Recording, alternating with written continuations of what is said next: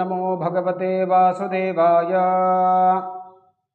ವೀಕ್ಷಕರೇ, ಅಧಿಕಾರದ ಅಪೇಕ್ಷೆ ಅಂತನ್ನೋದು ಯಾರಿಗೆ ಇರೋದಿಲ್ಲ. ಒಂದು ವೇಳೆ ನೀವೇನಾದರೂ ರಾಜಕೀಯ ಕ್ಷೇತ್ರದಲ್ಲಿದ್ದೀರಾ ಅಥವಾ ಯಾವುದಾದರೂ ಉದ್ಯೋಗದಲ್ಲಿದ್ದು ಬಿಟ್ಟು ಇನ್ನೂ ಉನ್ನತವಾದ ಸ್ಥಾನದ ಅಪೇಕ್ಷೆಯಲ್ಲಿ ನೀವಿದ್ದೀರಾ ಅಂತಂದರೆ, ಒಂದು ಅಧಿಕಾರಯುತವಾದಂಥ ಸ್ಥಾನ ನನಗೆ ಬೇಕು ಅಂತನ್ನೋ ಮನಸ್ಥಿತಿಯಲ್ಲಿದ್ದೀರಾ. ಯಾವುದೇ ಕ್ಷೇತ್ರದಲ್ಲಿರಬಹುದು, ಅಲ್ಲಿ ಅಧಿಕಾರ ಅಂತನ್ನೋದು ಬಹಳ ಅವಶ್ಯಕವಾಗಿ ಇರುವಂಥದ್ದು. ಹಾಗಾಗಿ ಯಾರ್ಯಾರಿಗೆ ಈ ವಿಷಯದಲ್ಲಿ ಅಪೇಕ್ಷೆ ಇದೆಯೋ ಅವರು ನಮ್ಮ ಇವತ್ತಿನ ವಿಡಿಯೋವನ್ನು ಖಂಡಿತವಾಗಿ ನೋಡತಕ್ಕದ್ದು. ತಮಗೆಲ್ಲರಿಗೂ ಹಾರ್ದಿಕವಾದಂತಹ ಸ್ವಾಗತ. ದತ್ತ ಚೈತನ್ಯ ಫೌಂಡೇಶನ್ನಲ್ಲಿ ನೀವು ಅನೇಕ ವಿಷಯವನ್ನು ಈಗಾಗಲೇ ತಿಳಿದುಕೊಂಡಿದ್ದೀರಾ. ಹೊಸದಾಗಿದ್ದರೆ ದಯವಿಟ್ಟು ಸಬ್ಸ್ಕ್ರೈಬ್ ಮಾಡಿ, ಬೆಲ್ ಐಕಾನನ್ನು ಪ್ರೆಸ್ ಮಾಡಿ. ಎಲ್ಲ ಉಪಯುಕ್ತ ಮಾಹಿತಿಯನ್ನು ನಾನು ನಿಮ್ಮೊಂದಿಗೆ ಹಂಚಿಕೊಂಡಿದ್ದೇನೆ. ವಾಸ್ತು, ಜ್ಯೋತಿಷ್ಯ, ಯಾವುದಾದ್ರೂ ವಿಷಯ ಇರಬಹುದು. ಏನಾದರೂ ಪ್ರಶ್ನೆ ಇದ್ದರೂ ಕೂಡ ನಾನು ನನ್ನ ಫೋನ್ ನಂಬರ್ ಕೂಡ ಕೊಟ್ಟಿದ್ದೇನೆ. ನಾನಿವತ್ತು ವಿಷಯ ಹೇಳ್ತಾ ಇದ್ದೆ ಅಧಿಕಾರಕ್ಕೆ ಸಂಬಂಧಪಟ್ಟಂಥ ವಿಷಯ. ಅಂದರೆ ನಾವು ಯಾವುದೇ ಕ್ಷೇತ್ರದಲ್ಲಿದ್ದರೂ ಕೂಡ ನಮಗಿಂತಲೂ ಮೇಲಿನ ಅಧಿಕಾರ ಸ್ಥಾನವನ್ನು ನಾವು ಅಪೇಕ್ಷೆ ಮಾಡೋದು ತುಂಬ ಸಹಜ. ಅದಕ್ಕೆ ಬೇಕಾದಂಥ ಪ್ರಯತ್ನವನ್ನು ಕೂಡ ನಾವು ಮಾಡ್ತಾ ಇರ್ತೇವೆ.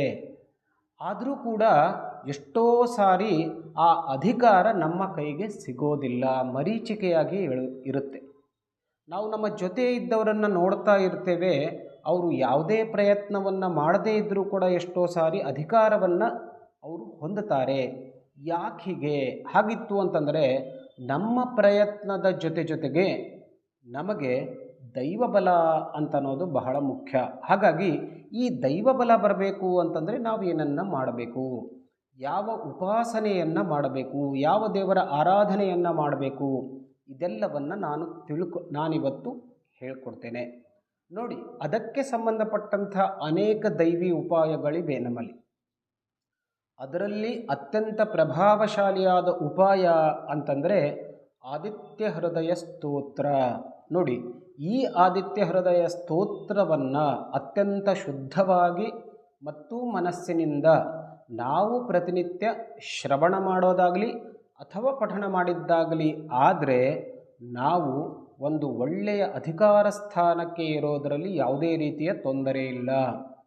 ವಿಶೇಷವಾಗಿ ಈ ಆದಿತ್ಯ ಹೃದಯ ಸ್ತೋತ್ರವನ್ನು ಪಠನ ಮಾಡುವುದರಿಂದ, ನಾನು ಹೇಳಿದ್ನಲ್ಲ, ವಿಶೇಷವಾಗಿ ರಾಜಕೀಯ ಕ್ಷೇತ್ರದಲ್ಲಿದ್ದವರಿಗೆ ನೋಡಿ, ರಾಜಕೀಯ ಕ್ಷೇತ್ರ ಅಂತಂದರೆ ರಾಜಕೀಯ ಮತ್ತು ಅಧಿಕಾರ ಎರಡೂ ಒಂದೇ ನಾಣ್ಯದ ಮುಖಗಳಿದ್ದಂತೆ. ಅಲ್ಲಿ ಅಧಿಕಾರ ಇಲ್ಲದೇ ಇದ್ದರೆ ರಾಜಕೀಯವನ್ನು ನಡೆಸಲಿಕ್ಕೆ ಸಾಧ್ಯವೇ ಇರೋದಿಲ್ಲ. ನಮ್ಮಲ್ಲಿ ಎಷ್ಟು ಅಧಿಕಾರ ಇರುತ್ತೋ ಅಷ್ಟು ನಾವು ರಾಜಕೀಯ ಕ್ಷೇತ್ರದಲ್ಲಿ ಮುಂದುವರಿಯಲಿಕ್ಕೆ ಸಾಧ್ಯತೆ ಇದೆ. ಕೇವಲ ಅದು ಒಂದು ಅಂತಲ್ಲ, ನೀವು ನೌಕರದಾರರಿರಬಹುದು ಅಥವಾ ಬೇರೆ ಬೇರೆ ಯಾವುದೇ ಸ್ಥಾನದಲ್ಲಿ ನೀವು ಇರಬಹುದು. ಅಲ್ಲಿ ನಿಮಗೊಂದು ಗೌರವಯುತವಾದಂಥ ಸ್ಥಾನ ಇರಬೇಕು ಅಂತನ್ನೋದು ಬಹಳ ಮುಖ್ಯವಾದದ್ದು. ಇವನ್ನು ಕೂಡ ಮನೆಯಲ್ಲೂ ಕೂಡ ಒಂದು ಒಳ್ಳೆಯ ಅಧಿಕಾರಯುತವಾದಂಥ ಸ್ಥಾನ ನಮಗಿರಬೇಕು.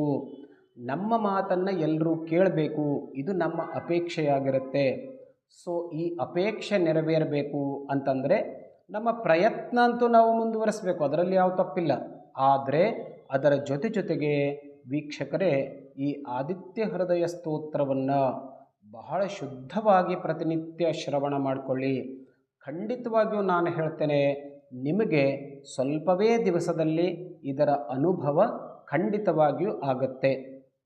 ನಮ್ಮ ಮುಂದಿನ ಸಂಚಿಕೆಯಲ್ಲಿ ಈ ಆದಿತ್ಯ ಹೃದಯ ಸ್ತೋತ್ರವನ್ನು ನಾವು ಯಾವ ರೀತಿಯಾಗಿ ಪಠನ ಮಾಡಬೇಕು ಇದನ್ನು ನಾನು ಹೇಳ್ತೇನೆ.